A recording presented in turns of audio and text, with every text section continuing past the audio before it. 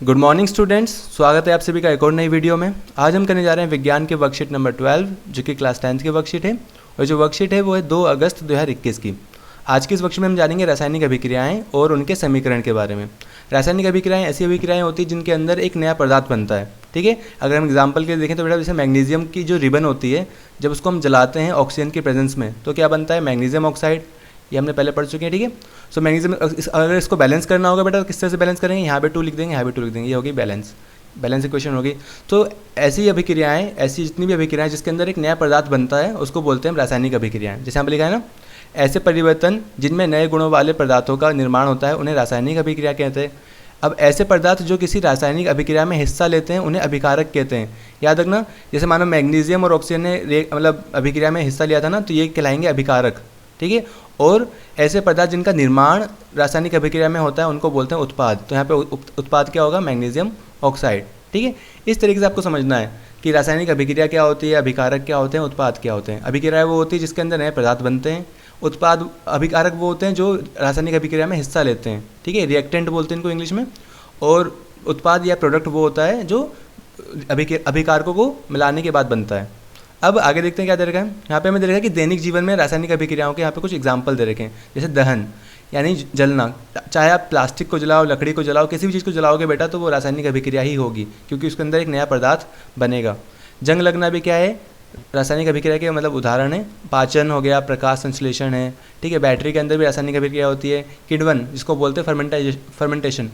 किण्वन से क्या होती है बेटा, जैसे मतलब दारू या बियर जो बनती है, मेनली जो बियर बनती है बेटा वो किण्वन से बनती है, फर्मेंटेशन से बनती है। ठीक है, जिसमें क्या होता है, शुगर को जो ईस्ट क्या करता है, धीरे धीरे कन्वर्ट कर देता है किसमें, एल्कोहल में। तो एल्कोहल का जो फॉर्मेशन होता है वो किण्वन की वजह से होता है। धुलाई भी क्या है, एक तरह से बेटा रासायनिक अभिक्रिया का एग्जाम्पल है। और बेकिंग भी क्या है, रासायनिक अभिक्रिया का एग्जाम्पल है। तो यहाँ पर कि दैनिक जीवन में रासायनिक अभिक्रियाओं के कुछ उदाहरण दे रखे थे।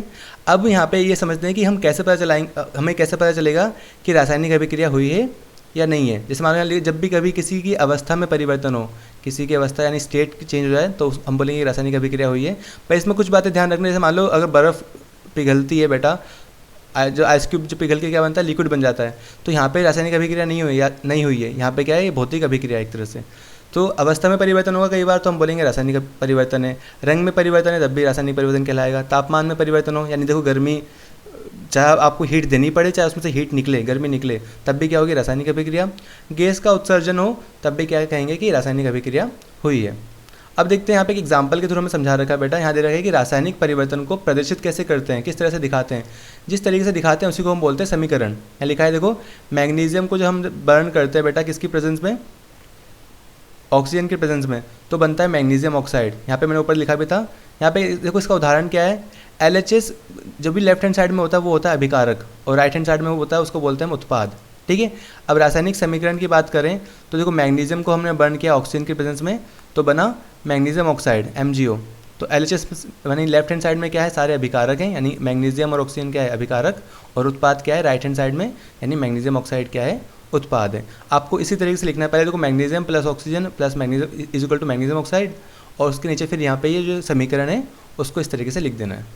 आगे बढ़ते हैं, यहाँ पे कुछ नियम है, कुछ रूल्स है, उसको हम पढ़ लेते हैं। जो रासायनिक समीकरण है पहले उसकी डेफिनेशन पढ़ लेते हैं। यहाँ लिखा है कि रासायनिक अभिक्रिया रासायनिक समीकरण द्वारा निरूपित की जाती है। रासायनिक समीकरण में तत्वों के प्रतीक या अभिकारक और उत्पादों के रासायनिक सूत्र उनकी भौतिक अवस्था के साथ लिखे जाते हैं। ठीक है, जैसे भौतिक अवस्था हम साइड में लिखते हैं कि सॉलिड है या लिक्विड है, ठीक है, या गैसियस फॉर्म में, हमें वो सब लिखना पड़ता है साइड में। वही क्या होती है, अवस्था होती है। ठीक है, भौतिक अवस्था। रासायनिक अभिक्रिया में आवश्यक परिस्थितियों जैसे ताप, दाब, उत्प्रेरक आदि को तीर के निशान के ऊपर दर्शाया जाता है। यहाँ पे देखो अगर आपने हीट दी है, गर्मी दी है, तो ऊपर आपको ये हीट का सिंबल होता है, ठीक है, ट्रायंगल, आपको वो बनाना पड़ता है। इसके अलावा अगर आपने उष्मा दी है, उष्मा ली है, तो वो आपको तीर के निशान के ऊपर लिखना होता है। यहाँ पे उदाहरण के लिए दे रखा है, देखो मैग्नीशियम वायु में जलकर मैग्नीशियम ऑक्साइड बनाता है, तो यहाँ पे देखो आपको समझा भी रखा है उसी तरीके से। मैग्नीशियम दिया है, उसको बर्न किया है ऑक्सीजन के प्रेजेंस में, तो मैग्नीशियम ऑक्साइड यहाँ पे बना है। ठीक है, अब आगे देखते हैं बेटा, आगे क्या दे रखा है। हमें आप बोला कि आओ अब अभ्यास करें, हमें मतलब एक्सरसाइज करनी है।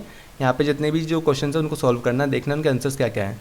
सबसे पहले तो क्या लिखा है, यहाँ पे लिखा है कि हम कैसे कह सकते हैं कि किसी पदार्थ में रासायनिक अभिक्रिया हुई है या नहीं।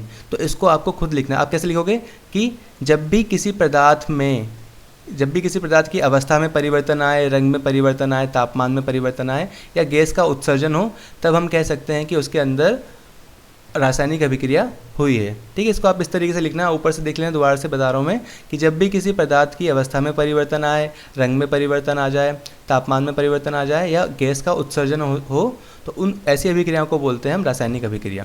ठीक है, यहाँ पर आप लिख भी सकते हो कि रासायनिक अभिक्रिया के प्रेक्षण। तो फर्स्ट का आंसर तो आप यहाँ से देख के लिख सकते हो। सेकंड क्वेश्चन पे आते बेटा, लिखा है कि निम्नलिखित अभिक्रियाओं में से रासायनिक परिवर्तनों को छांट कर लिखना है कि कौन सा रासायनिक है और कौन सा भौतिक है।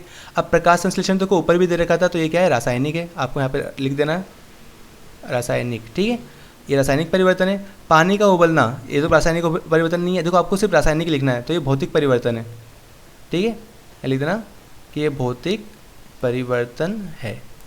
कागज़ को फाड़ना, मैं बताता कि कागज़ को जब हम फाड़ते बेटा तो कोई नया पदार्थ तो बनता नहीं है, तो ये भी क्या है, भौतिक परिवर्तन है। ठीक है, यहाँ पे रासायनिक क्रिया नहीं है, रासायनिक परिवर्तन नहीं है, तो ये भौतिक परिवर्तन आ जाएगा। आगे बढ़ते हैं, दूध से दही बनना। अब देखो ये क्या है, दूध से जब दही बन जाता है तो उसको हम दोबारा से कन्वर्ट नहीं कर सकते ना, दोबारा से इसको मतलब परिवर्तित नहीं कर सकते, दोबारा से मतलब दही से दूध नहीं बना सकते। तो एक तरह से क्या है, ये रासायनिक अभिक्रिया है। और दूध और दही दोनों अलग अलग पदार्थ है बेटा, तो ये भी क्या है, आप इस तरह से भी समझ सकते हो। तो एक तरह से रासायनिक क्रिया है, रासायनिक अभिक्रिया है। तो इसको आपको इस तरह से रासायनिक परिवर्तन को और भौतिक परिवर्तन को अलग अलग करके लिख देना है। ठीक है, आगे बढ़ते हैं। थर्ड पे यहाँ लिखा है, दी गई रासायनिक अभिक्रियाओं में से अभिकारक एवं उत्पाद लिखिए। देखो, दो अभिकारक को मिला के एक उत्पाद बनता है। ठीक है, और अगर आपको पता भी होना चाहिए कि लेफ्ट हैंड साइड में हम मेनली क्या लिखते हैं बेटा, अभिकारक लिखते हैं, और राइट हैंड साइड में क्या लिखते हैं, उत्पाद लिखते हैं। हमने ऊपर देखा भी था। ठीक है, अभिकारक और उत्पाद को लिखने की बारी आती है, तो आप इस तरीके से मतलब लिख सकते हो। अब इनमें से हम लिखेंगे कि कौन सा अभिकारक है और कौन सा उत्पाद है। यहाँ पे जो पहला पार्ट दे रखा है बेटा, उसमें क्या लिखा है, यहाँ लिखा है calcium carbonate is equal to calcium oxide plus carbon dioxide. आपको ये बात याद रखनी है, जब कैल्शियम कार्बोनेट को हम हीट करते हैं, गर्म करते हैं, तो वो कैल्शियम ऑक्साइड और कार्बन डाइऑक्साइड में बढ़ जाता है। तो कैल्शियम कार्बोनेट क्या हो गया बेटा, ये हो गया आपका अभिकारक। ठीक है, ये अभिकारक है, और इसके टूटने के बाद क्या बनता है हमारा, कैल्शियम ऑक्साइड और कार्बन डाइऑक्साइड। तो ये दोनों क्या होंगे, ये दोनों क्या हैं, उत्पाद। तो आपको क्या लिखना है, आपको ये समीकरण इस तरह से लिख देना है और इसके नीचे लिख देना है अभिकारक, और यहाँ पे लिख देना है उत्पाद। इन दोनों के नीचे क्या लिख देंगे, उत्पाद। वैसे यहाँ पे दे रखा है बेटा, हम आगे करेंगे। यहाँ पर लिखा है, सेकंड वाले में लिखा है कि मीथेन और ऑक्सीजन को जब हम आपस में मिक्स करते हैं, मिलाते हैं बेटा, तो क्या बनता है, कार्बन डाइऑक्साइड और जल। तो ये आगे वाले क्या है, अभिकारक कहलाएंगे, और जो राइट हैंड साइड में वो क्या कहलाएंगे, उत्पाद। इनके नीचे आपको उत्पाद लिख देना है। तो इस तरीके से आपको यहाँ पे जो थर्ड क्वेश्चन है वो भी इस तरह से कंप्लीट करना है। अभिकारक और उत्पाद को अलग अलग छांट के हमें लिखना है, तो आप वो लिख सकते हैं। इनके चाहो तो आप समीकरण लिखने के बाद इनके नीचे लिख दो, चाहो तो आप अभिकारक लिख के उसके सामने अभिकारक के नाम लिख दो, और उत्पाद के सामने उत्पाद के नाम लिख दो। अब आगे बढ़ते हैं बेटा, क्वेश्चन नंबर 4 पे आते हैं। यहाँ लिखिए कि हमें उदाहरण देना है रासायनिक अभिक्रिया जिसमें गैस उत्सर्जित होती है, यानी ऐसी अभिक्रिया का उदाहरण देना जिसके अंदर गैस निकले। ठीक है, गैस का उत्सर्जन हो। दूसरा एग्जाम्पल देना है कि रासायनिक अभिक्रिया जिनमें किसी पदार्थ के रंग में परिवर्तन हो। और तीसरी हमें उसका एग्जाम्पल देना है कि ऐसी रासायनिक अभिक्रिया जिनमें तापमान में परिवर्तन होता है। इन तीनों के हमें एक एक मतलब एग्जाम्पल वाली अभिक्रियाएँ लिखनी है। तो इसका आंसर आप यहाँ से देख के लिख सकते हैं। यहाँ पे देखो, फर्स्ट लिखा हुआ है कि मैग्नीशियम की हाइड्रोक्लोरिक अम्ल के साथ अभिक्रिया। जब भी हम मैग्नीशियम की हाइड्रोक्लोरिक अम्ल के साथ अभिक्रिया करते हैं तो क्या बनता है, मैग्नीशियम प्लस हाइड्रोक्लोरिक अम्ल से जब अभिक्रिया करते हैं तो बनता है मैग्नीशियम क्लोराइड। ठीक है, और हाइड्रोजन गैस निकलती है। तो यहाँ पे क्या है, देखो उसने कहा था ना कि गैस के मतलब हमें ऐसी अभिक्रिया लिखनी है जिसके अंदर गैस बने। तो ये आपको फर्स्ट में यहाँ पे लिख देना है कि मैग्नीशियम की हाइड्रोक्लोरिक अम्ल के साथ अभिक्रिया करने से मैग्नीशियम क्लोराइड और हाइड्रोजन गैस बनती है। सेकंड कहा था उसने कि रंग में परिवर्तन वाली। तो देखो, जब भी हम लोहे को यानी आयरन को रिएक्ट करवाते हैं कॉपर सल्फेट से, आपने एग्जांपल करा भी था कि जब भी हम कॉपर सल्फेट के विलयन के अंदर लोहे की कील डालते हैं तो क्या होता है, जो कॉपर सल्फेट का जो कलर होता है वो चेंज हो जाता है। ठीक है, असल में होता कैसे है, क्योंकि देखो जो आयरन होता है वो क्या होता है, कॉपर के मुकाबले ज़्यादा अभिक्रियाशील होता है, तो वो कॉपर को क्या कर देता है, डिस्प्लेस कर देता है। यहाँ पे तो क्या बनता है, आयरन सल्फेट बनता है और कॉपर अलग हो जाता है। तो आयरन सल्फेट जो बनता है उसका जो कलर का सोल्यूशन होता है, वो जो कलर होता है ना बेटा, वो होता है हल्का नीला, यानी हल्का हरा। सॉरी, यहाँ पे आएगा हरा और यहाँ पे हल्का नीला, यानी नीले रंग से क्या होता है, हल्का हरे रंग में कन्वर्ट हो जाता है। ये क्या है, रंग में परिवर्तन का उदाहरण है। वैसे ही हम आगे बढ़ते हैं बेटा, हमें यहाँ पे थर्ड दे रखा है कि ऐसे अभिक्रिया का एग्जाम्पल देना था जिसके अंदर क्या हो, ऊष्मा निकले, यानी क्या गर्मी की बात हो। कुल मिला के उसने कहा था कि ऐसी अभिक्रिया बताओ जिसके अंदर तापमान में परिवर्तन हो। तो इसका एग्जांपल आप यहाँ से देख के लिख सकते हो कि अनबुझे चूने को जब हम जल के साथ अभिक्रिया करवाते हैं तो क्या बनती है, गर्मी निकलती है, ऊष्मा निकलती है। ठीक है, जैसे कैल्शियम ऑक्साइड को रिएक्ट करवाते हैं हाइड्रोजन मतलब पानी से, जल से, तो क्या बनता है कैल्शियम हाइड्रोक्साइड और ऊष्मा। तो इस तरह से इसका एग्जांपल आप देखें यहाँ पे देख के लिख सकते हो कि calcium oxide plus H2O is equal to calcium hydroxide plus ऊष्मा। यहाँ पे देखो गर्मी निकल रही है, इसका मतलब इसमें क्या तापमान में परिवर्तन हो रहा है। तो इस तरह से आपको चारों के एग्जाम्पल देने, 3-4 के। आगे बढ़ते हैं बेटा, यहाँ पे जो क्वेश्चन नंबर 5 है वहाँ पे कह रहा है कि अंजलि की मम्मी गर्मी में गूंधा आटा फ्रिज के बाहर रखकर भूल गई। सुबह देखने में आटे में कुछ परिवर्तन दिखाई दिए, यह परिवर्तन भौतिक है या रासायनिक। याद रखना ये रासायनिक परिवर्तन है, क्योंकि उसके अंदर कई सारे जो माइक्रो ऑर्गेनिज्म है ना, उनने उस आटे को ख़राब कर दिया है और उसका जो अवस्था है, उसका जो रंग है, रंग में परिवर्तन आ गया है। तो आपको लिखना है कि यह रासायनिक परिवर्तन है। और रासायनिक क्यों है वो आपको लिख देना है, क्योंकि जो गूंथे आटे के रंग में परिवर्तन आ जाएगा और वह ये जो हुआ है वो किसकी वजह से हुआ है बेटा, सूक्ष्म जीवों की वजह से हुआ है। तो इसलिए ये रासायनिक परिवर्तन का उदाहरण है।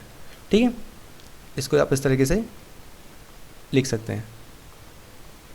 तो इस तरह से आपकी जो वर्कशीट है बेटा, साइंस की वर्कशीट नंबर 12 वो कंप्लीट होती है। आई होप आपको वीडियो पसंद आई होगी। अगर वीडियो पसंद आई तो वीडियो को लाइक करना, ज़्यादा से ज़्यादा दोस्तों का शेयर करना और सारी वर्कशीट के सोल्यूशन समय पर पाने के लिए चैनल को सब्सक्राइब भी कर लेना। मिलते हैं अगली वीडियो में, तब तक के लिए stay safe and keep learning.